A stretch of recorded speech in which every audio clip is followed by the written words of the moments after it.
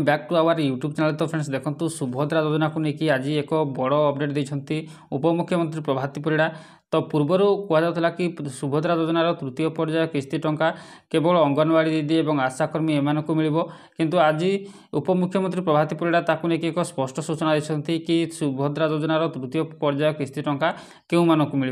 तो चलते वीडियो ही जनइबी so video को बिना स्किप कर समस्त शेष पर्यटन देखा सहित वीडियो गोटे लाइक करूँ फ्रेंड्स। जदि चैनल को नुआ कर चैनल को सब्सक्राइब करने और पाखर बेल आइकन रे क्लिक करने आगे लाटेस्ट अपडेट पाइबापी योजना को नहीं आसला बड़ खबर। तो आसंता काली मिल सुभद्रा टंका आसंता काली सामिल हेबे बाद पड़िथिबा आवेदनकारी। तेबे बाद पड़िथिबा 2,67,000 आवेदन को आउ थरे जांच पर ए नै निष्पत्ति होइतिबा सूचना दैछन्ती उपमुख्यमंत्री प्रभाती परिड़ा। तेबे एही 2,67,000 आवेदन मध्यरु 22% हिताधिकारी को आसंता काली सुभद्रा टंका दियाजिबो। तेबे बाकी आवेदन गुड़िक जमी योग्यता कारण पाई बाद पड़ी ब्लॉक स्तर में रिपोर्ट पहुंची सेमानकर मध्य जांच होई सामिल कराजिबो बोली उपमुख्यमंत्री सूचना दैछन्ती।